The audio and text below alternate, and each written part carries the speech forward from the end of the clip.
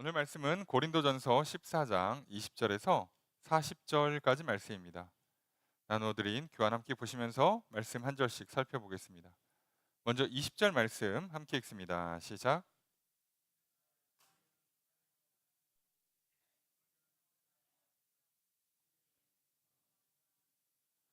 자, 문장의 주어수로가 어떻게 될까요? 네, 명령문인데 불렀으니까 이제 형제들이 주어죠. 고린도 교회 성도들을 향해서 바울이 하는 말이죠. 형제들아, 뭐하라? 그죠? 되지 마라, 되라, 되어라. 자, 지혜에 있어서는 어떻게? 어린아이가 되지 말고 악에서는 어린아이가 되라. 지혜에는 장성한 사람이 되라. 어른이 되란 얘기예요. 어른이 되라. 그럼 이게 갑자기 무슨 얘기인가? 앞에 분명히 방언과 예언에 관해서 지금 고린도전서 14장 1절에서 19절까지 방언과 예언에 관해서 열심히 설명을 했는데 뒤로 와서 지혜에는 어린아이가 되지 말고 악한데 어린아이가 되고 지혜에는 어른이 되라 라고 얘기를 하면서 내용을 바꿔요. 여기서 말하는 건 말 그대로 지혜를 논하려고 하는 거예요. 방언과 예언이 무엇이며 하나님께서 성령을 통해서 이 은사를 주신 이유가 무엇이고, 그러니까 우리는 이걸 어떻게 써야 되고, 그리고 이걸 통해서 우리가 그러면 어떤 은사를 사모할까, 교회에서는 어떻게 은사를 쓸까를 알아야 되는 거죠. 그러니까 지혜를 사모하라는 거예요. 그래서 너희들이 지금 어떻게 보면 지혜는 어린아이가 되지 말고 어른이 되라 라고 얘기하면서 돌아보면 지금 너희가 어린아이 같이 어리석다 라고 얘기하는 것과도 같습니다. 그런 부분들을 우리가 좀 기억할 필요가 있죠. 그러면 이 성령의 은사, 특별히 방언과 예언에 관해서 어떻게 쓰는 게 지혜로운가 바울이 가르쳐 주고 있습니다. 21절 읽습니다. 시작.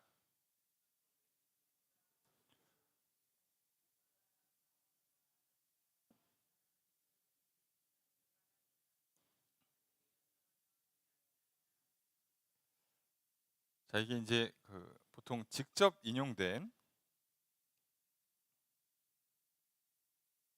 문구를 가져온 거죠. 성경 문구를. 자, 이런 경우 우리가 주어서로 어떻게 봅니까?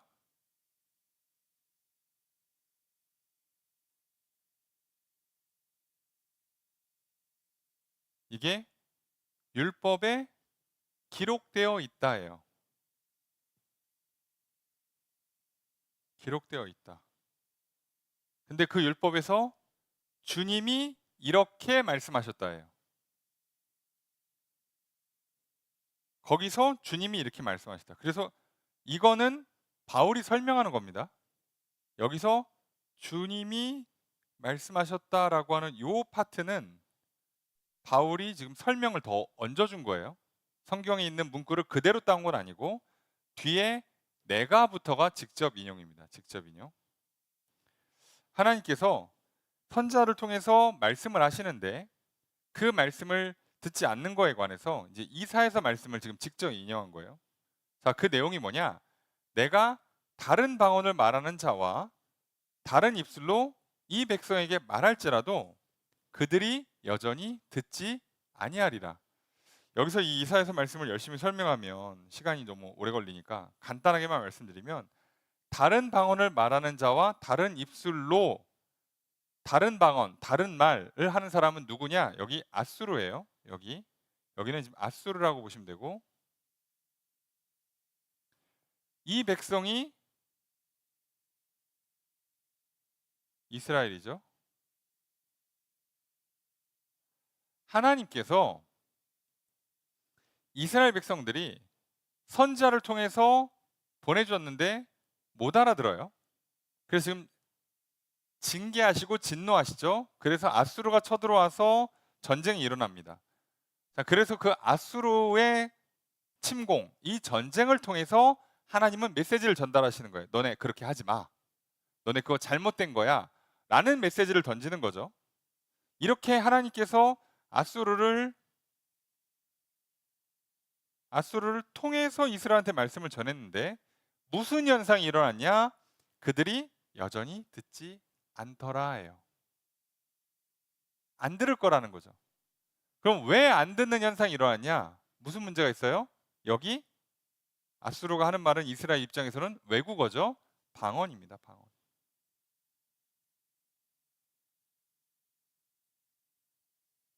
외국어라서 이 문제가 생겼다라고 지금 바울은 성경을 지금 넓게 해석하고 있는 겁니다. 넓게.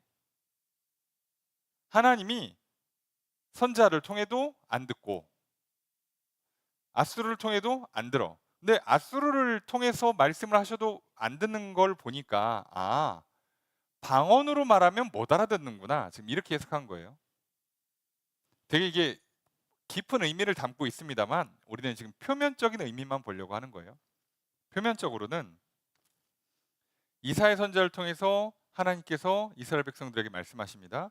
내가 저들에게 그 아수르를 통해서 말을 해줘도 저들은 안 들을 거야 라고 하나님이 말씀하시더라. 너희들 말 참 안 듣더라. 안 들을 거라고 하시더라. 이렇게 얘기하는 본문이지만 바울 입장에선 이 말씀이 하나님의 말씀, 말 그대로 방언이어도 사람들이 못 알아듣는 말로 하면 잘 못 알아듣는구나. 그래서 방언으로 해주는 게 아니라 예언, 알아들을 수 있는 말로 직접 가르쳐 주는 게 제일 좋다라고 지금 얘기를 하는 거예요. 그래서 22절 첫 번째 문장 있습니다. 시작.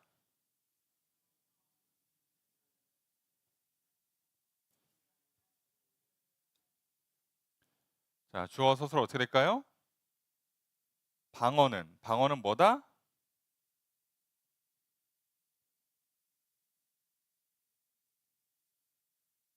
뭐가 아니고 뭐가 이다예요. 그죠? 아니다, 이다. 그래서 여기는 위하지 않는다라고 하면 안 되고 위하는 것이 아니다라고 해야죠. 위하는 것이 아니다. 그리고 믿지 아니하는 자들을 위하는 표적이다. 그러니까 방언은 믿는 자들을 위한 표적이 아니라 믿지 않는 자들을 위한 표적이에요. 자, 이제 해석하기 좀 어려워지기 시작하는데 그래서 여기 이제 지혜가 있어야 된다라고 바울이 시작부터 얘기한 겁니다. 무슨 얘기냐면 방언은 기본적으로 믿음이 충만한 사람한테는 굳이 필요 없어요. 굳이. 없어도 괜찮아. 쉽게 얘기하면. 그런데 믿음이 적은 사람이 방언을 받게 되면 어떤 현상이 일어난다고 그랬죠? 성령님이 임하셔서 내게 주시는 은사니까 성령님이 나와 함께 계시는구나의 증거물이 돼요. 방언 자체가. 그래서 내가 성령을 받았다, 내가 구원을 받았다라는 증거가 됩니다. 그리고 이 신비한 현상 때문에 믿음이 적은 사람들이 하나님 살아계시구나. 이걸 알게 되는 거예요.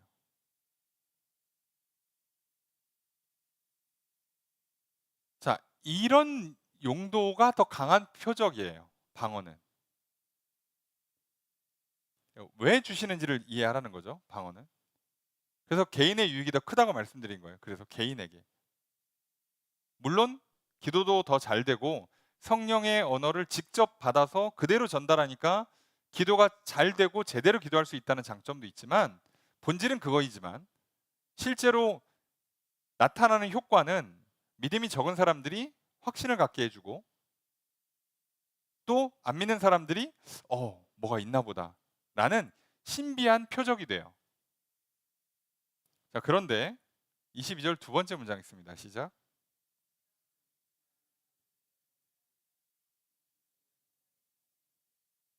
주어를 어떻게 될까요? 예언은 뭐다? 자, 여기 계속 동사가 아니에요. 위하는 것이 아니다죠. 그죠? 위하는 것이 아니다. 위하는 것이 아니다. 믿는 자들을 위하는 것이다예요. 것이다. 정확히는 표적이다죠. 표적. 정확히는 표적이에요. 표적. 표징, 기사, 사인, 표시라고도 표현을 하는데, 자, 예언은 안 믿는 사람들이 아니라 믿는 사람들을 위한 거라는 거예요. 그러니까 무슨 얘기죠? 믿음이 있는 사람들이 받는 예언이고, 그러니까 믿음이 없는 사람은 쉽게 말하면 새 신자가 교회 오자마자 예언의 은사를 받는 건 쉽지 않다. 또는 하나님도 굳이 그렇게 할 이유가 없다는 뜻이에요. 잘 믿고 있는 사람한테 줘서 뭘 하라는 거예요? 하나님 말씀을 받아서 전달하는 통로로 쓰게 만드는 거예요. 그래서 예언은 주로 누구한테 준다? 믿음이 그래도 좀 있는 사람, 믿음이 장성한 사람한테 주는 은사고, 하나님 입장에서는 방언은 그래도 주로 믿음이 적은 사람한테 주는 은사라는 거예요. 바울이 따지고 보니까 하나님도 굳이 은사를 주실 때 방언은 좀 믿음이 적은 사람한테 잘 주고 믿음이 좀 좋은 사람들한테는 주로 예언을 주더라 라고 본 거예요. 근데 왜 그런지를 보니까 이 예언과 방언의 목적, 사용처가 이렇게 맞물리는 거야. 보니까 그럴 수밖에 없구나. 그러니까 바울은 뭐라고 얘기하는 거죠? 야, 너희들이 지혜가 있으면 이거 알아들을 수 있지. 내가 설명하는 거 잘 들어봐 라고 하면 설명을 한 겁니다. 그러니까 반대로 얘기하면 고린도 교회 성도들이 애처럼 굴고 있는 거예요. 애처럼. 와, 이거 되게 끝내준다. 이거 엄청 좋다. 뭐 있나 보다. 그러니까 생각이 얕은 거예요. 생각이 너무 짧아. 하나님 이걸 왜 주시는지, 어디다 쓰라고 하는 건지를 모른 채 그냥 뭐가 있어 보이고 대단해 보이고 그럴듯해 보이니까, 그러니까 어떻게 쓰는지를 잘 몰라서 제대로 못 쓰는 거예요. 왜 우리도 아이들 보면 이제 어떤 모임에서 우리 돌아가면서 한 사람씩 한마디씩 해봅시다. 그러면 어떤 아이는 그날 너무 기분이 좋아. 그럼 어떡합니까? 돌아가면서 한마디씩 하고 한 10분 뒤에 끝내야 되는데 혼자서 마이크 잡고 안 놔. 그냥 기분이 좋아. 막 할 말, 이 말, 저 말 다 하는 거예요. 혼자. 자, 이래버리면 이 사람은 지금 이게 무슨 시간인지, 어떤 프로그램인지, 왜 하는 건지를 전혀 모르는 어린아이란 얘기죠. 어른이라면 할 말은 많아. 오늘 이런저런 좋은 일들이 있어서 할 말 많지만 지금 나 혼자 막 10분씩 하면 이거 오늘 집에 못 가. 한 사람씩 1분만 해야 돼, 마이크를. 그러니까 어떡합니까? 잘 정리해서 깔끔하게 딱 1분 동안만 깔끔하게 얘기하고 딱 마이크를 넘겨주는 거예요. 이게 지혜로운 거죠. 왜요?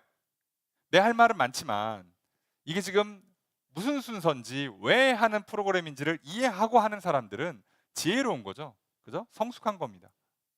자, 똑같아요. 예언이라는 은사가 있고 방언이라는 은사가 있는데 각 은사들을 어떻게 써야 되는 건지, 하나님은 왜 교회에 성도들에게 이 은사를 줘서 교회를 어떻게 풍성하게 만들어 가려고 하는 건지를 바울은 알아들었어요. 근데 정작 고린도 교회 성도들은 못 알아듣고, 그리고 지금 제대로 쓰지도 못해서 교회가 시끄러워지고 말 그대로 덕이 안 되고 싸움이 나고 새신자들이 또는 외부의 사람들이 교회를 오해하는 이상한 현상이 일어났던 거죠. 그래서 23절 계속 부연 설명합니다. 함께 읽습니다. 시작.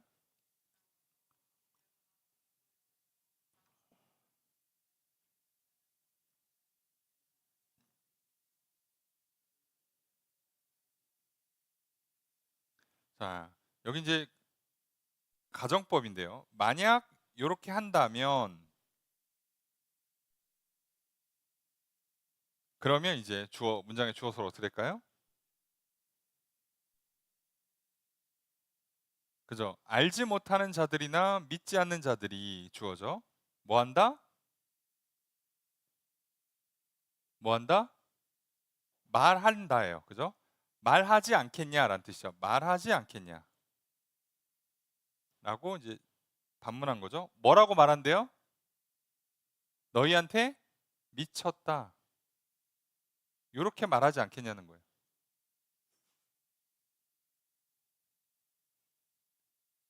그러니까 온 교회가 다 방언을 얘기하고 있으면 이게 지금 뭔지 모르는 사람들 또는 안 믿는 사람들이 교회에 왔어. 근데 사람들이 다 방언으로 얘기를 해. 그럼 미쳤나? 이 생각이 드는 거죠. 아니, 왔으면 안녕하세요 인사도 좀 하고 처음 오셨어요라고 물어도 보고 앞자리에 앉아 뭐 앞쪽으로 오셔서 앉으시면 돼요. 뭐 예배 순서가 이렇게 진행되니까 어 뭐 따라오시면 되고 혹시 궁금한 거 있으시면 말씀하시면 돼요. 자, 예배 시간에는 뭐 이렇게 찬양도 부르고 말씀도 듣고 기도도 합니다. 이렇게 해야 되는데 갑자기 시작하자마자 그냥 이쪽도 방언하고 저쪽도 방언하고 하면 난리가 나는 거예요. 자, 우리 여기서 좀 이해를 하셔야 되는 게 하나 있는데 초대교회 예배에는요. 지금 같은 순서로 예배를 드리진 않습니다. 우선 목회자가 적어요. 그리고 교회가 어떤 조직이라는 게 아직 확정적으로 만들어지지가 않았어요. 그러니까 지금도 약간 선교지에 가면 그렇게 예배를 드리는 경우가 있습니다. 선교사님이 혼자 이제 돌아다니시면서 이렇게 복음을 전하고 그러다 보면 여기 막 그 2주, 3주에 한 번씩밖에 못 와요. 그러니까 그 사이에 자기들끼리 예배를 드려. 그럼 어떻게 합니까? 이제 모여 가지고 어떻게 해요? 찬양 부르고. 그죠? 성경책 펴서 읽고. 그리고 누군가가 그 말씀에 대해서 가르쳐 줘요. 가르쳐 주고. 또 그러면 이제 뒤에도 나옵니다만 방언으로 기도하는 순서가 있어. 예언 기도하는 순서가 있어. 그리고 식탁 교제, 애찬을 나누는 시간이 있어. 성만찬 하는 시간도 있고요. 이게 다 있는 거예요. 고대에는 그랬습니다. 근데 어떤 문제가 생긴다고요? 이 사람들이 지혜롭지 못하니까 하나님께서 이 은사를 왜 주시는 건지, 성령님은 도대체 이걸 통해서 어떤 일을 하시려는 건지를 전혀 이해하지 못한 채 지금 자기 생각과 자기 감정에 취해서 하고 싶은 대로 하고자 하는 의도만, 의지만 강해가지고 밀어붙이다 보니까 찬양 끝나자마자 성경 읽자마자 바로 방언으로 얘기합니다. 이 사람 방언 얘기하면 또 옆에 사람 방언으로 얘기하고 옆에 사람 또 방언으로 얘기하고 통역하는 사람 또 한 명도 없어. 근데 막 안 끝나. 그럼 막 계속 돌아가면서 얘기하고 또 누구는 방언 끝나면 다음 사람 얘기해야 되니까 어떻게 해요?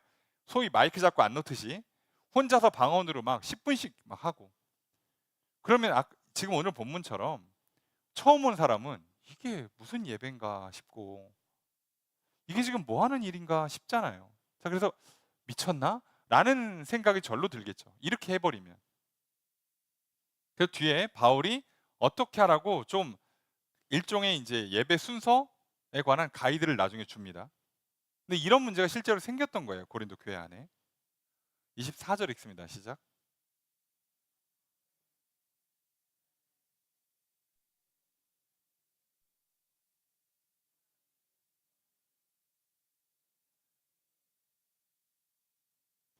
자, 문장의 주어서 어떻게 될까요? 그죠? 믿지 않은 자들이나 알지 못하는 자들이죠. 자, 여기서 알지 못하는 자는 우리식으로 번역하면 원문의 뜻이 신입 회원이라는 뜻이에요. 그러니까 불신자, 새신자 이렇게 우리가 보통 익숙한 용어로 쓰셔도 돼요. 불신자나 새신자가 교회를 왔을 때 어떻게 한다고요? 뭐 한다? 듣는다. 뭐를 들어요? 책망을. 또 뭐를 받아요? 판단을.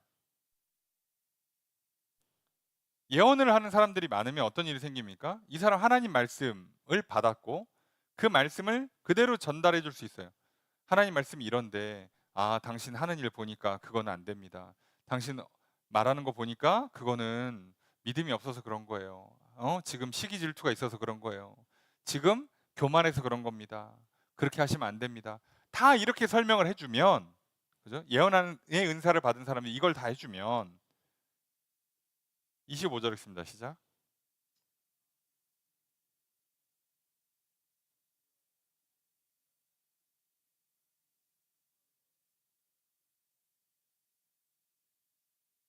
자, 그러면 어떻게 된다? 주어는 계속해서 그 불신자, 세신자가 어떻게 한다?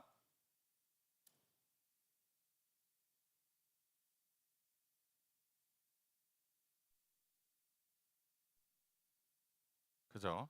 요거는 부연 설명입니다. 숨은 일이 드러난다. 그래서 뭐 한다? 엎드린다, 경배한다, 전파한다예요.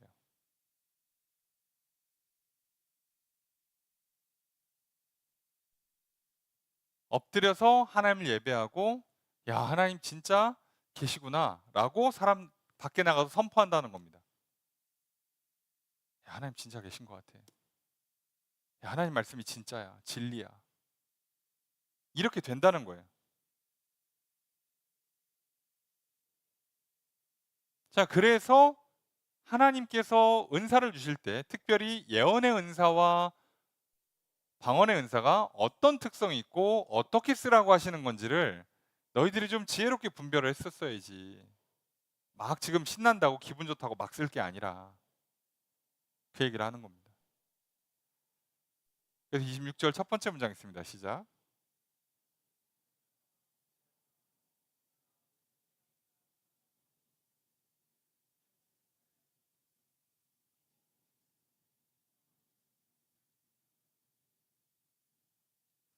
자, 문장이 좀 어렵지만 이렇게 물어보는 거죠. 그럼 어떡하지? 라고 물어본 다음에 자, 주어수로 어떻게 될까요?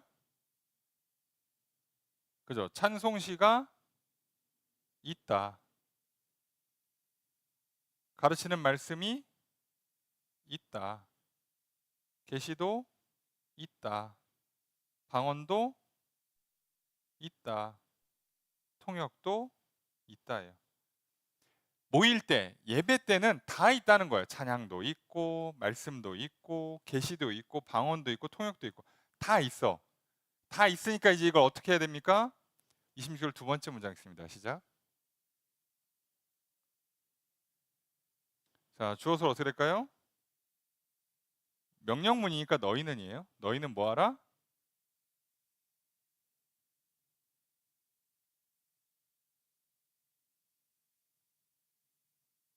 너희는 하라입니다. 하라, 해라. 무엇을 위해서? 덕을 세우기 위해서. 그 모든 것을 덕을 세우기 위해서 하라는 거예요. 자, 이 찬양, 말씀, 예언, 방언, 통역, 예배 시간 다 있는데 이거 어떻게 하라고요? 덕을 세우기 위해서. 덕을 세운다는 건 기본적인 단어의 뜻이 건축이란 뜻을 갖고 있어요. 그러니까 교회를 세우라는 거예요. 공동체를 세우기 위해서. 믿음을 세우기 위해서 그 이유를 그 목적을 가지고 하라는 겁니다. 다른 이유가 아니라.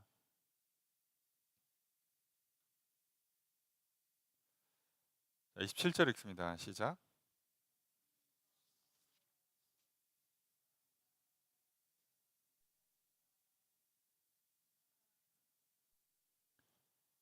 자, 이제부터 그러니까 이걸 다 덕을 세우기 위해서 질서 있게 하려면 어떻게 되는지를 가르쳐 주는 거죠. 자, 만약 방언을 한다. 그럼 어떻게 하라는 거예요? 그죠? 두세 사람이죠. 두 명 아니면 많아야 세 명. 두세 사람이 어떻게 한다? 이게 그 차례를 따라서 해라입니다. 그냥 해라. 우리식으로 표현하면 차례대로, 순서대로 해라. 순서대로 해라. 그리고 뭐 하래요? 한 사람은 통역해라.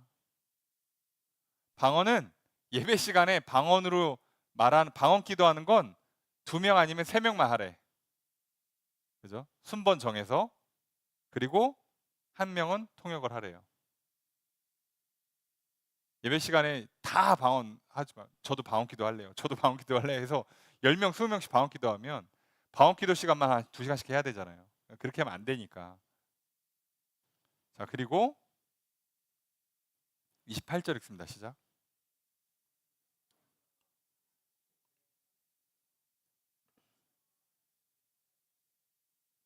자, 여기 중요한 얘기를 하죠. 만약에 통역할 수 있는 사람이 없다.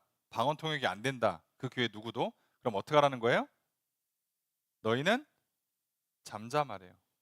침묵하랍니다. 잠잠해라. 그리고 말하래요. 말해라. 누구한테만? 자신과 하나님께만. 교회에서는 말하지 말고 자기 자신한테 그리고 하나님한테만 말하라는 거예요.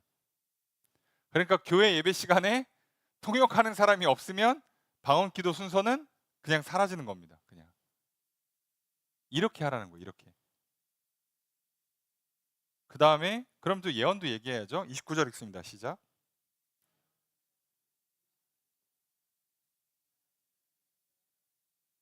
주어를 어떻게 할까요?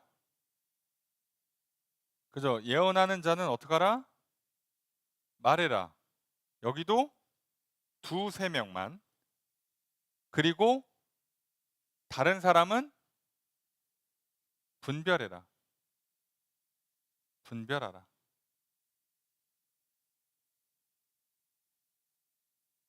자, 여기서 다른 사람이 누구냐가 조금 명확하지가 않은데 두 명, 세 명 중에 한 명이 말하고 있을 때 그 다음 사람, 그 다다음 사람이 분별하는 뜻보다는 그 예언 기도를 듣고 있는 그 예언의 말을 듣고 있는 성도들한테 다 얘기하는 겁니다.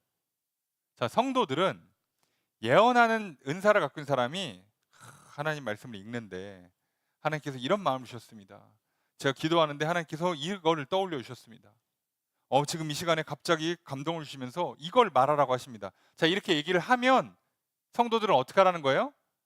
그냥 무지성으로 아멘 아멘 하지 말고 분별하면서 들으라는 겁니다. 분별을 하면서.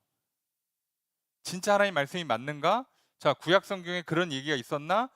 지금 예수님 말씀에 사도들이 한 성경 그 당시 이제 신약 성경이죠. 슬슬 신약 성경이 이제 막 나올 때니까 성경에 이런 내용이 있었나? 생각하고 판단을 하면서 들으라는 거예요. 그렇잖아요.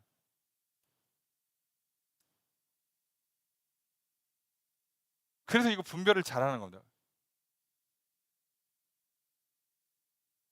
네. 그래서 교회에서 예언의 시간, 예언의 은사를 받은 사람들이 하나님의 말씀을 전달해 주는 그 시간에 그것도 두세 명만 하고 예배 시간마다 그리고 들을 때는 성도들은 다 그냥 맞는 말이라고 듣지 말고 분별을 하면서 들으라는 거예요. 자, 그런데 특이한 게 하나 있습니다. 30절 읽습니다. 시작.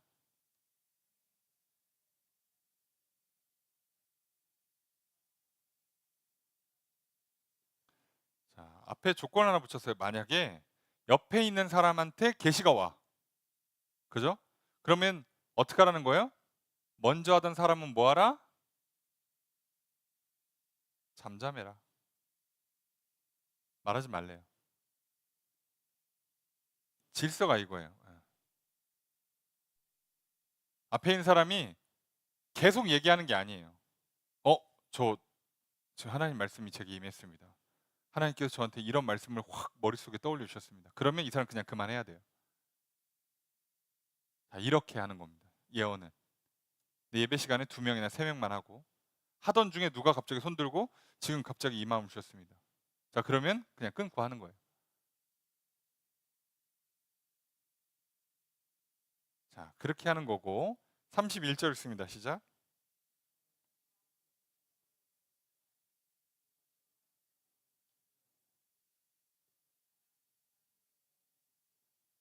자, 주어를 어떻게 될까요?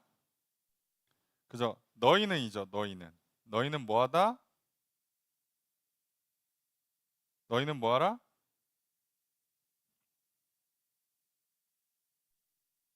자, 이거 동사 하나밖에 없습니다. 너희는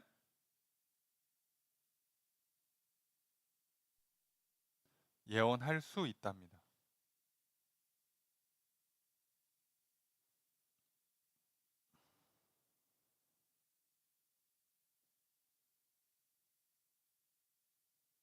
그러니까 무슨 얘기예요? 모든 성도는 다 예언을 할 수 있다라고 가능성을 열어주는 겁니다. 아, 저건 저 사람 하는 거 나는 못 하는 거야. 아니요. 다 할 수 있는 거라는 거예요. 자, 그래서 뭐라고요? 하나씩 하나씩 예언할 수 있다는 거예요. 자, 그런데 그 예언의 목적이 뭐냐? 모든 사람으로 배우게 하고 모든 사람으로 권면을 받게 하기 위해서란 뜻이에요. 다른 이유가 아니고, 저 사람이 하나님 말씀을 제대로 알아듣도록, 저 사람이 뭔가 잘못했으니까 뭔가 잘할 수 있도록 책망이나 충고나 격려나 위로를 해주기 위해서 너희도 다 예언을 할 수 있다는 거예요. 할 수 있어요. 갑자기 내가 무슨 예언을 해. 그러지 말고 예언을 할 수 있는 거예요. 할 수 있다는 생각을 하고 시작하는 겁니다. 자, 저뿐만 아니라 여기 있는 모든 분들도 하나님 말씀을 듣고 그 말씀 성경을 읽거나 기도하실 때 하나님께서 깨닫게 하시는 게 있어요. 이 말씀이 이 뜻이구나. 이거 지금 내 옆에 있는 저 형제 자매가 이거 하나님 하면 안 되는 일이었던데 지금 이거 큰일 났네. 자, 그럼 어떻게 하는 거예요? 내가 이런 마음이 있어서 얘기를 하니까 너가 잘 듣고 한번 네가 분별을 해봐. 이렇게 하는 거잖아요, 그죠? 분별은 상대방이 해야 되니까 분별해봐. 근데 하나님 내게 이런 깨달음을 주셔서 이런 말씀을 전달하는 그런 예언의 능력을 주신 것 같아서 내가 조심스럽게 얘기하는 거야. 잘 들어봐. 이거 하면 하나님께서 금하시는 것 같아. 하지 마. 나는 여기까지만 얘기할게. 그러고 멈추는 거예요. 근데 이거는 누구나 다 할 수는 있는 겁니다. 생각을 해보면. 그러니까 여기서 말하는 건 뭐예요? 개인적으로는 다 할 수 있어요. 그죠? 사적으로. 근데 예배 시간 어떻게 하라고요? 공적인 예배 시간에는 두세 명만 하고 성도들은 다 분별하는 거예요. 근데 개인적으로는 마찬가지예요. 저도 개인적으로 말씀드릴 수 있고 또 예배 시간에도 말씀드릴 수 있어요. 그죠? 사실 예배 시간에 한 사람을 타깃으로 말하는 게 더 이상하죠. 그건 제가 따로 얘기하면 되는 거고 예배 시간에는 우리 교회를 향한 이 시대를 향한 대한민국을 향한 하나님 말씀을 전하는 거죠. 근데 제가 기도하다 보니까 갑자기 어떤 집사님한테 하나님께서 이 말씀을 떠올리시면서 지금 하는 일이 뭔가 좀 문제가 될 것 같다고 자꾸 가르쳐 주셔. 자, 그럼 어떻게 하는 거예요? 예배 시간에 설교하다 말고 갑자기 그런데 제가 기도하는데 김 집사님 그러시면 안 될 것 같습니다. 이러면 안 되는 거예요. 예배 시간은 뭐 하는 겁니까? 따로 불러야죠. 따로. 자, 그래서 여기서 말하는 하나씩 하나씩이 그 뜻이에요. 한 사람 한 사람 1대1로는 할 수 있다는 겁니다. 자, 이거 유익한 거라서 여러분 웬만하면 하시는 게 좋아요. 여러분이 자기 신앙을 이렇게 스스로 점검할 수 있고 누군가의 신앙을 격려하고 권면할 수 있도록 하나님 말씀을 전달해 주는 건 굉장히 좋습니다. 그리고 이게 해보시면 아는데 이렇게 했을 때 저 사람이 받아들이고 문제가 해결되거나 저 사람이 성장하는 걸 보잖아요. 엄청 기쁩니다. 그리고 당연히 하나님께서 그렇게 한 나에게 칭찬과 상과 복을 주세요. 진짜 좋은 일이죠. 예. 자, 그러니 바울이 계속 얘기하는 거예요. 교회에는 예언이 유익해. 그러니까 예언 기도라고만 하면 좀 그런데 예언을 할 수 있도록 너희들도 할 수 있으니까 예언을 좀 사모하고 은사를 좀 구하고 그리고 실제로 하면 좋은 거야. 게다가 놀랍게도 그러면 이제 사람들이 다 미쳐 날뛸 수 있잖아요. 뭐 기도하다 말고 갑자기 뭐 기분 나쁘다고 야 하나님이 너 그거 하지 말래. 자, 이러면 큰일 나잖아요. 자, 그런 문제가 생기면 안 되니까 32절 말씀입니다. 함께 읽습니다. 시작.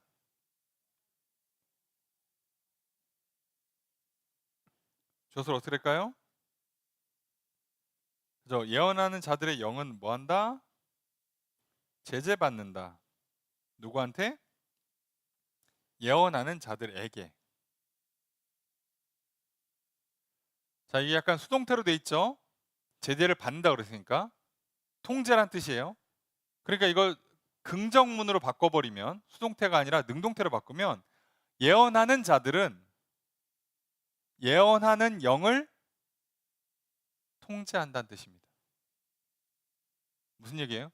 기도하는데 성경인데 뭐가 탁 떠올라. 왔어. 뭐가 임했어.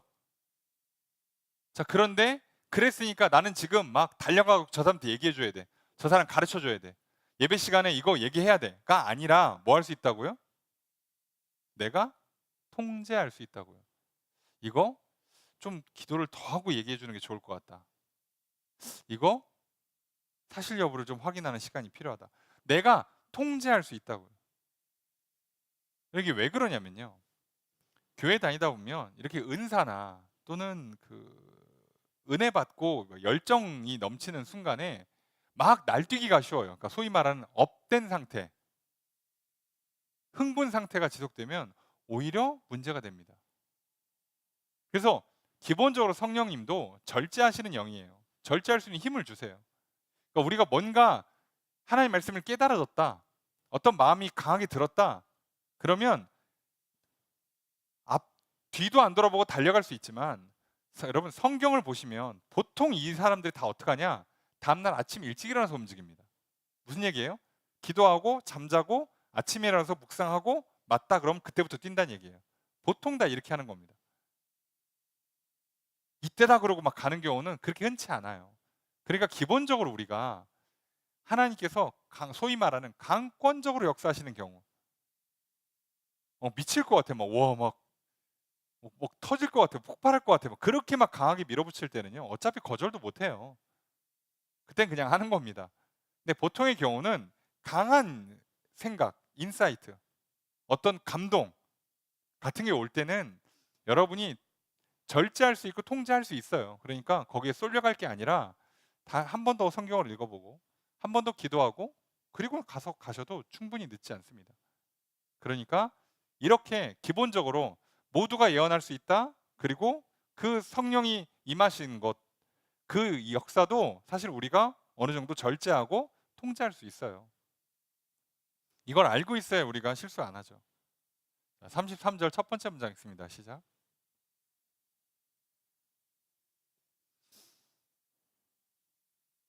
자, 주어서가 어떻게 될까요? 하나님은 아니다, 이다니까. 자, 무질서의 하나님이 아니다. 오직 화평의 하나님 이다죠.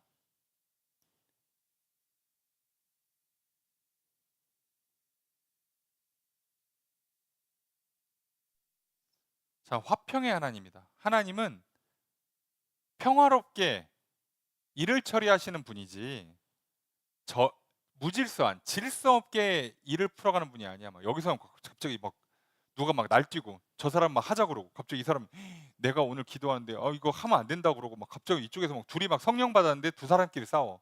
난리가 납니다. 자, 그게 아니겠죠. 그럴 리가 없겠죠. 하나님이 일하시는 건 이렇게 우리가 다 할 수 있게 만드시면서 또 절제하거나 통제할 수 있게 만들어요. 그래서 지금 할 게 아니라 저 이따 저녁에 따로 불러서 얘기해야겠다. 하루 정도 더 기도해 본 다음에 한번 얘기해야겠다. 할 수 있어요, 충분히. 우리가 감정적으로 일을 풀어가지 않아도 돼요. 그러니까 우리가 너무 극단적으로 이성과 논리에 빠져도 안 되고요. 너무 극단적으로 감정에 치우쳐도 안 돼요. 몰라, 나 이거 너무 하고 싶은데 그 하나님 그런 마음 주셨으니까 해야 되는 거 아니야? 이렇게 막 몰아붙여도 문제가 생길 수 있고요. 그냥 무슨 그런 게 어딨어. 성경 연구하고 보니까 지금 오늘 요거 하면 딱 좋겠네. 이렇게 기계적으로 하는 것도 아니죠. 우리는 다 할 수 있고 어느 정도 절제할 수 있고 통제할 수 있어요. 그러니까 하나님께서 나를 통해서 어떻게 역사하시는지, 성령이 오셔서 지금 나를 어떻게 이끌어 가시는지, 그걸 우리가 늘 부딪히다 보면 진짜 소위 말하는 역동이라는 게 생기잖아요. 이게 살아있는 거죠. 여러분 옆에 사람이랑 같이 친구가 됐든 연인이 됐든 동료가 됐든 뭐 선후배가 됐든 누가 됐든 간에 사람이랑 같이 일을 하는데 기계적으로 이 사람은 아침 9시에 딱 출근해 가지고 뭐 한 3분 뒤에 나한테 와서 안녕하세요 인사하고 딱 자기 자리에 가서 앉고, 기계입니까? 점심에는 무조건 이것만 먹고. 그러니까 이제 나도 알아. 자, 그러면 5시 55분에 이제 퇴근하기 전 인사 딱 미리 해주면 딱 좋아해. 그래서 저 오늘도 수고하셨어요. 예, 제가 퇴근하기 전에 미리 인사드려요. 그 인사하고 오고 딱 앉아. 이게 무슨 기계입니까 우리가? 너무 그렇게 기계적으로 갈 필요도 없죠. 그렇다고 어느 날은 기분이 좋아가지고 인사하고 어느 날은 기분이 나빠가지고 휙 인사도 안 하고 이래도 안 되죠. 그러니까 우리가 하다 보면 어느 날은 좀 활짝 웃으면서 인사도 하다가 어느 날은 네 이러기도 하고, 이런 변동이라는 게 있어요. 사람과 사람 사이에서 부딪히면서 만들어지는 뭔가 예측 불가능한 다양한 자유로움이라는 게 있습니다. 하나님과 우리 사이도 사실 이래요. 근데 그 안에 질서가 있고 평화가 있는 거죠. 우리도 그렇잖아요. 인간관계를 하다 보면 기계적으로 하는 것도 아니고 감정적으로 하는 것도 아니지만 그 안에 적당한 서로가 이제 맞추어가는 질서가 있잖아요. 우리도 우리끼리 나름의 질서가 있어요. 다 이걸 맞춰가고 있는 거죠. 하나님 이렇게 일하신다는 거예요. 교회를 그렇게 만들어 가실 겁니다. 33절 두 번째 문장과 4절의 첫 번째 문장, 이게 한 문장이에요. 자, 이어서 읽도록 하겠습니다. 시작.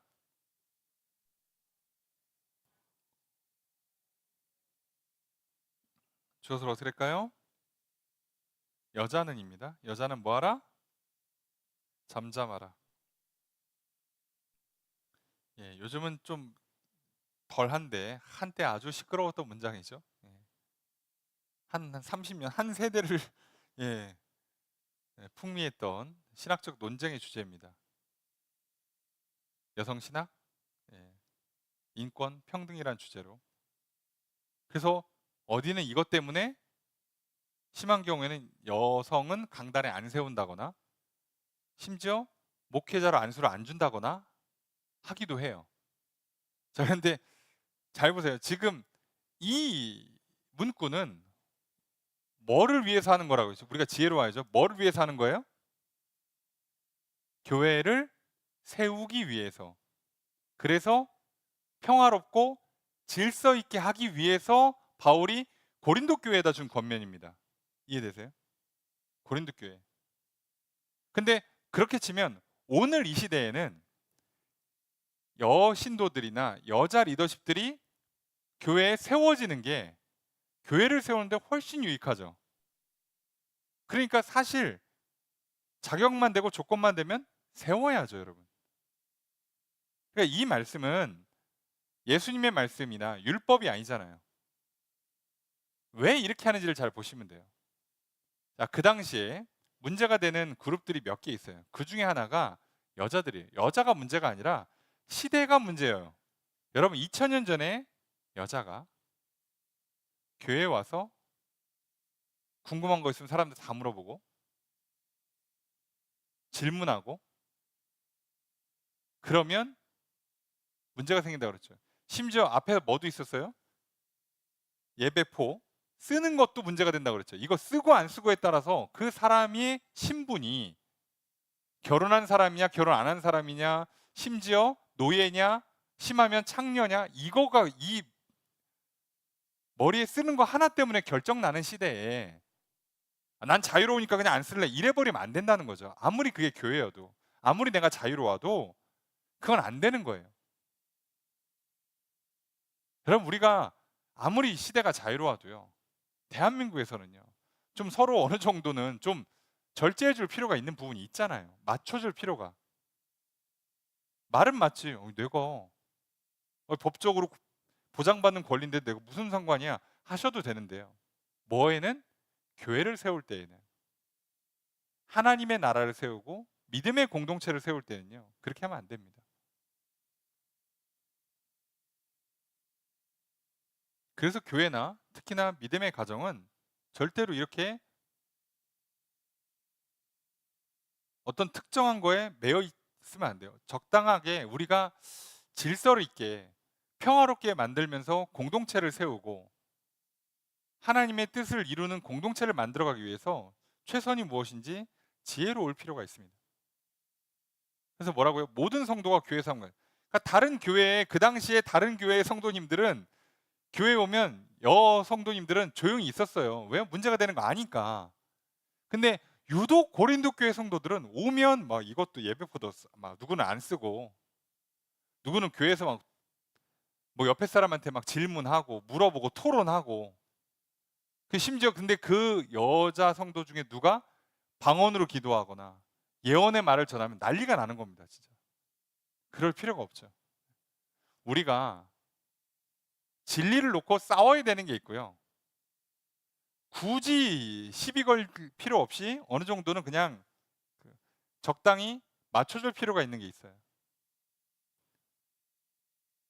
차라리 교회가 노예 제도를 놓고는 목숨 걸고 싸웠습니다.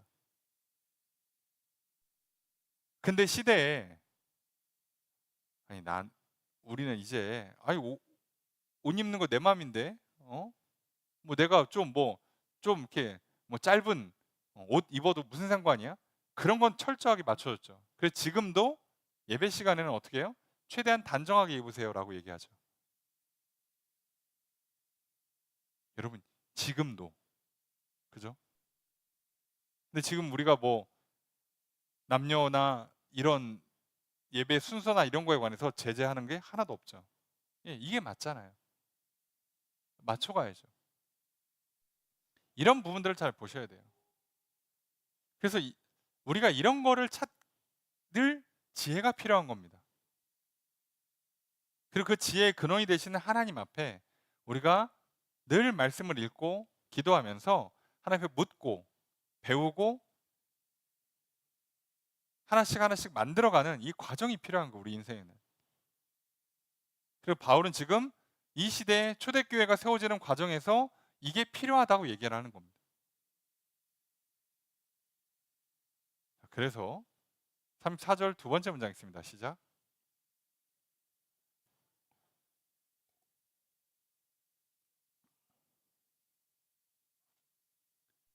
자, 주어를 어떻게 할까요?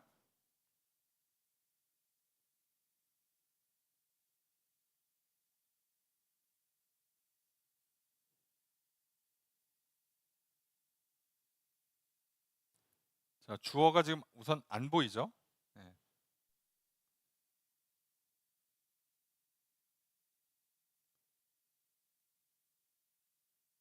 그래서 이 문장은 이렇게 돼 있어요. 허락되지 않았다. 허락함이 없다. 이렇게 돼 있어요. 허락이 없다. 어떤 허락이? 그들이 말을 하는 그 허락이 없다예요. 그래서 그들에게 말하는 것은 허락함이 없다. 이렇게 돼 있습니다. 허락함이 없다. 그리고 뭐 하라는 거예요? 말하는 거 허락하지 않으니까 뭐 하라는 겁니까? 복종해라예요. 순종해라. 뭐처럼? 율법에 이른 것처럼. 자, 이 율법에 이른 것처럼인데 그 율법에 이른다는 그 율법이 구약 어디에 이제 여자는 말하지 마라가 사실 없어요. 놀랍게도. 그래서 여기서 말하는 율법은 구약을 말하는 게 아니라, 그죠? 구약이 아니라 뭐겠어요? 그 당시에 일종의 관습 같은 거죠. 예. 이건 구약이 아니에요.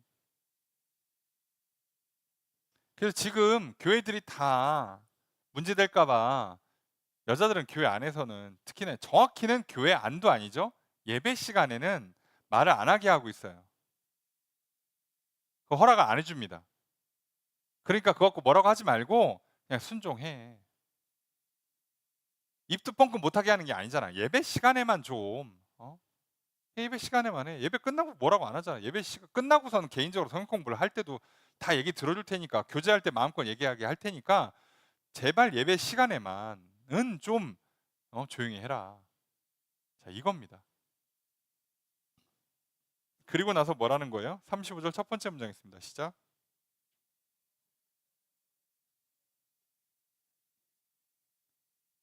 자, 만약 집에서 뭔가 배우고 싶다. 그러면 뭐 하라는 거예요?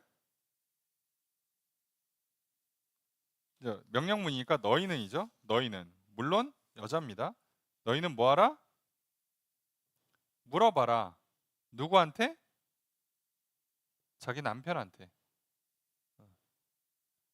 교회에서 그냥 아무나 붙잡고 막 물어보고 그러지 말고 이게 그 당시에는 허용이 안 되는 문화예요. 그거 하지 말고 집에 가서 그냥 남편한테 물어봐. 그러면 되는 걸 굳이 방법이 있는데 왜 오해가 쌓일 수 있는 문제가 야기될 수 있는 걸 굳이 하냐 이거죠. 그거 말고도 방법이 있는데 너희들 절제할 수 있잖아. 그 얘기입니다. 35절에 두 번째 문장 있습니다. 시작.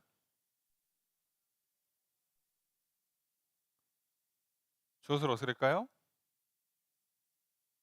그죠? 여자가 교회에서 말하는 것은 뭐다? 부끄러운 것이다. 하지 말라는 거예요. 쪽팔린 줄 알아. 이 얘기를 한 거잖아요.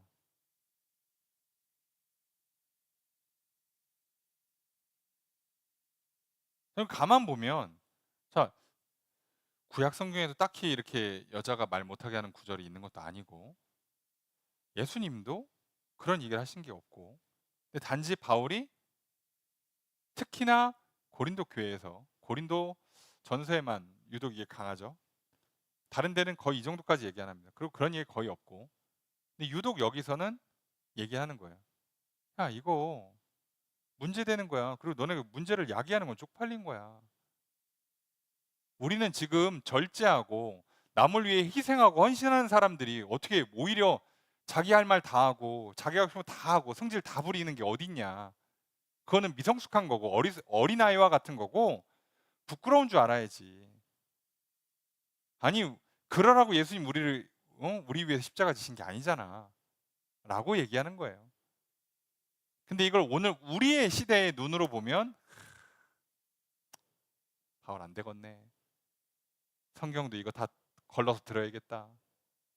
난리가 나는 겁니다. 그 얘기가 아니죠. 오히려 그렇게 접근하는 게 쪽팔린 거죠. 그렇잖아요. 성경에서 시대를 관통하는 진리가 있고요. 그 상황에만 딱 맞는 내용들이 있을 거 아닙니까? 근데 그걸 가지고서는 성경을 내가 재단을 하려고 하는 것 자체가 교만한 거죠. 한참 교만한 시대를 살았어요, 우리가.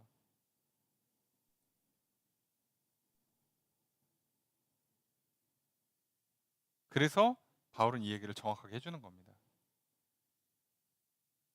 자, 36절 읽습니다. 시작.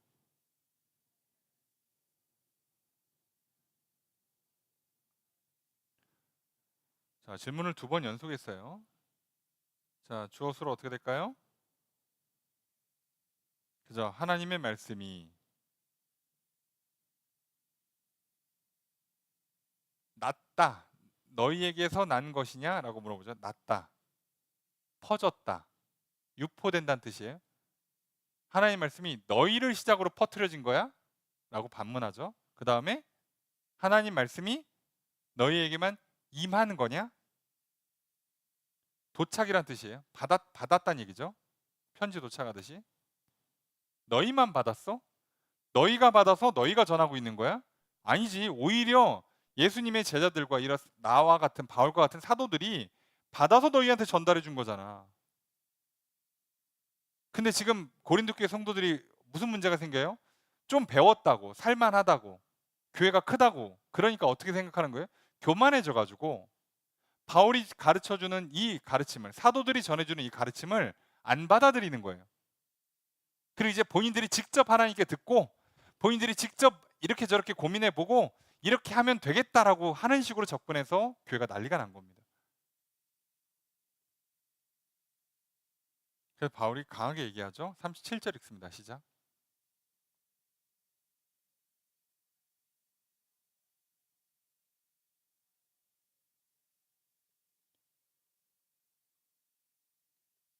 자, 가정법을 쓰긴 했습니다만 주어 서술 어떻게 될까요? 자, 우선 명령문이에요. 그러니까 주어가 기본적으로 너희는입니다. 너희는 뭐 해라? 알아라예요. 어떤 내용을 알아야 돼요? 내가 너에게 편지하는 이 글이 주님의 명령이라는 것을 너희는 알아라예요.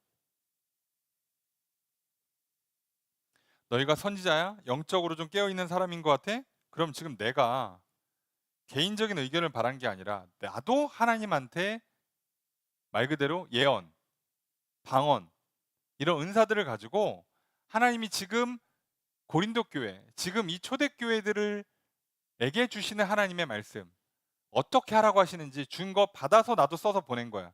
그럼 너희들이 깨어 있다면 너희들이 선지하고 예언할 줄 알고 그리고 영적으로 깨어 있는 사람이라면 이게 뭔지 알아볼 수 있을 거 아니야?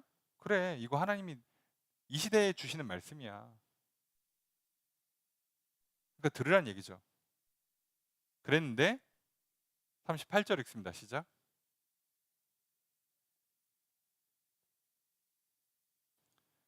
자, 그래서 주어서 어떻게 할까요? 그는 알지 못하는 사람이다. 근데 못 알아들었어? 아무것도 모르는 애야. 아는 척 하지 마. 아니, 예수님의 제자들, 또 사도들이 복음을 전해주고, 또 성령 받아서 또 성령의 감동으로 예언하고, 은사들을 먼저 사용해보고, 교회들을 세우고, 교회들을 지도해본 사람들이 해주는 말을 못 알아들으면 니들은 완전히 애지에. 쉽게 얘기하면 내가 저기 학교를 세웠어요. 대학교를 세우고 대학원을 세우고 교수가 돼서 가르치고 있어. 공부 좀 했다 그러면 알아들어야 될 거 아니야. 그러면 교수님 하시는 말씀을 내가 못 알아들어. 아유, 아직 초등학생인 거예요.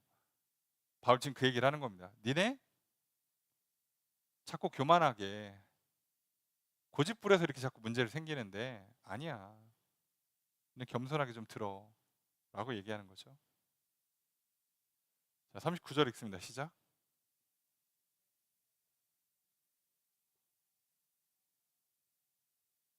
네, 문장의 주어서로 어떻게 될까요? 자, 형제들아 뭐하라? 사모해라. 또 금지하지 말라. 뭐를 사모해요? 예언을 사모하고 방언을 금하지 말래요. 자, 이제 결론을 내리는 겁니다. 자, 설명 충분히 했으니까. 자, 결론. 예언을 사모해라. 방언은 금지하지 마라. 그리고 여태까지 설명했죠? 그래서 결론 40절 읽습니다. 시작. 주어서로 어떻게 할까요? 너희는이죠? 너희는 뭐하라?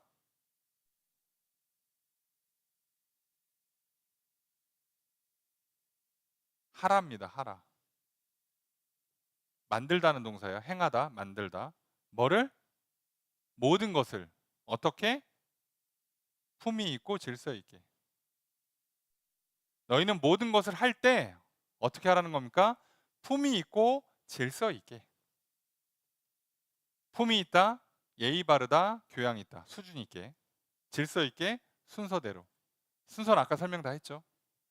그렇게 하라는 겁니다. 왜요? 은사를 주시는 목적 자체가 뭐라고요? 하나님 사랑, 이웃 사랑을 할 수 있는, 성도를 사랑할 수 있는 능력을 주신 거예요. 그래서 그 사랑의 능력을 주셔서 사랑을 해서 뭐 하라는 겁니까? 하나님을 예배하고 교회를 세우라는 얘기예요. 그 목적에 맞게 하기 위해서 말 그대로 수준 있게 순서대로 하라는 얘기죠. 너 잘났다고 준 게 아니에요. 너한테 줬으니까 너만 특별한 것도 아니에요. 못 받았다고 문제되지도 않아요. 단지 받으면 좋으니까 받아서 쓰라 이거죠. 왜요? 아니, 사랑을 실천할 수 있는 능력이 좋으면 좋죠. 우리가 돈 버는데 목숨 걸 건 없지만 그리고 내가 벌 수 있는 범위 내에서는 건강하게 건전하게 벌 수 있는 범위 내에서는 많이 버는 게 좋죠. 왜요? 그만큼 내 인생도 풍요롭게 또 교회를 세우고 가난한 자들을 돕고 할 수 있는 능력이 생기니까 훨씬 좋은 거죠. 그러니까 그렇게 받아들이라는 거예요. 은사는 그런 거예요. 없다고 뭐 죽고 지옥 가는 것도 아니지만 하나님이 교회를 세우라고 덕을 끼치려고 어떻게든 주려고 하시는 거니까 너희도 사모하고 받고 왜 주시는지 어떻게 쓰라는지 잘 받아서 잘 쓰라 이거죠. 그러면 교회가 풍성해질 거라는 거예요. 이건 오늘 우리에게 똑같습니다.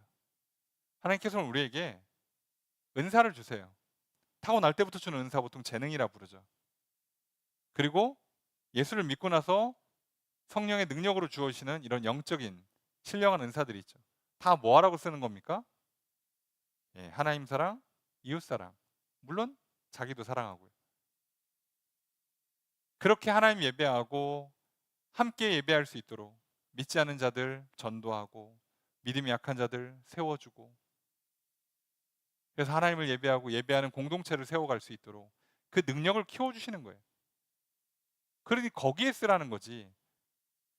뭐 자랑하라고 사치하라고 비교하고 시기하고 질투하라고 그런 재능이나 은사를 주시는 게 아니죠.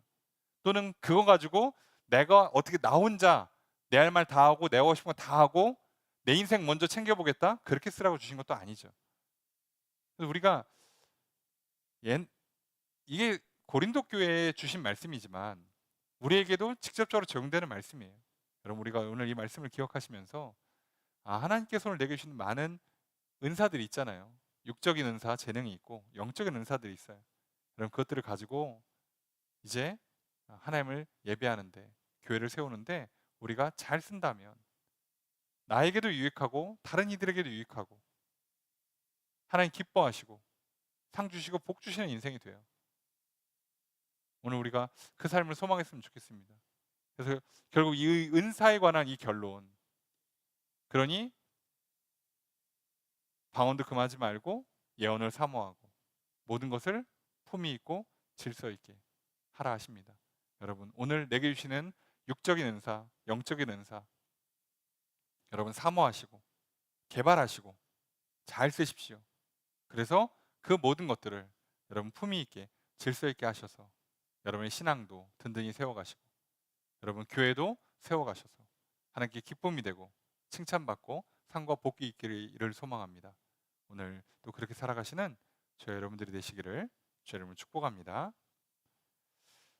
말씀을 정해 보겠습니다. 바울은 앞서 성령의 은사 중에서 방언보다 예언이 상대적으로 교회에 더 유익함을 말하였습니다. 이제 바울은 방언과 예언이 은사로서 목적이 다름을 설명합니다. 그리고 예언의 은사를 사모할 것을 권면합니다.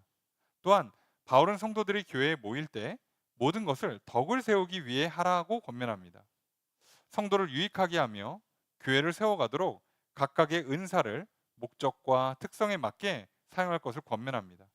특별히 성령의 은사는 성도가 통제할 수 있는 것임을 가르치면서 은사 사용을 바르게 하고 책임질 것을 권면합니다. 바울은 예배 때 질서에 관한 결론적인 권면을 줍니다. 바울은 통역 없이 방언을 말하는 사람에게 잠잠하기를 권면합니다. 다른 이에게 계시가 임할 때 먼저 예언하던 사람에게 잠잠하기를 권면합니다. 그리고 여자들에게 잠잠하기를 권면합니다. 바울은 고린도 교회에서 예배를 소란스럽게 하며 교회에 덕을 세우지 못하는 일들에 맞춰 권면을 하였습니다. 교회 안에서 예배나 교제의 시간이 특정 사람에게 집중되어서는 안 됩니다. 성도 스스로 신령하다고 생각하면서 교만에 빠져서도 안 됩니다. 성도는 모든 것을 품위 있고 질서 있게 해야 합니다. 우리의 신앙을 살펴봅시다. 나의 생각과 주장이, 나의 은사가, 나의 열정이 항상 옳고 교회에 유익할 것이라는 생각에 빠져서는 안 됩니다. 하나님의 말씀을 중심에 놓고 내게 주신 재능과 은사를 그 목적에 맞게 사용해야 합니다. 내가 중심에 있지 말고 그리스도를 중심으로 모두가 하나가 되어야 합니다. 날마다 교회를 세워가는 성도님들이 되시기를 바랍니다. 내 안의 성전을, 우리 안의 교회를 세워가도록 은사를 사모하고 은사를 사용합시다. 이 모든 일을 품위 있고 질서 있게 행합시다. 품위 있고 질서 있게 은사를 사용하여 교회를 세워가는 성도님들이 되시기를 바랍니다.